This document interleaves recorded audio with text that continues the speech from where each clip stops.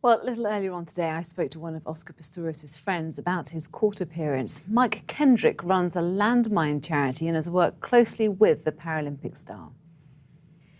Mike, thank you very much for talking to me tonight. You've been in contact with Oscar Pistorius since the fateful night of Valentine's Day. How is he? What kind of frame of mind is he in? Well, it's true to say that Oscar is a broken man. He's devastated by the events. He's lost the love of his life by his own hand. It's an incredible responsibility for him, and he understands that position. And he's in fear of the future of his life, so it's devastating for him. What has he said to you? I know that you've been exchanging emails. What has he said in those emails? Basically, it's difficult for him to talk or address it because he's so emotional. As soon as he thinks about it and talks to anyone, he breaks down. He's so full of remorse and guilt, of course. He feels guilty for the death of Reva, which, of course, he is, but I don't believe in a preconditioned kind of way. But I've seen a young man of great skill and determination, and now I see a man that is completely broken, lacks confidence, and is in the hands of others.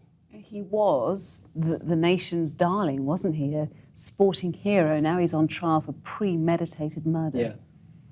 He was the darling of the nation. He was the darling of the world in a lot of ways, and he helped us fit prosthetic limbs onto landmine victims, and he's an ambassador of the Mine Seeker Foundation. So I know him not just as a sportsman, but as a humanitarian with a deep desire to help others. And to see him now, it's completely devastating for everyone that knows him. What did you think of how he looked in court today? Very different from a few months ago. He's far more composed, far more steely, wouldn't you say? He is. I mean, he's thinking of his future and the possibility of spending it behind bars.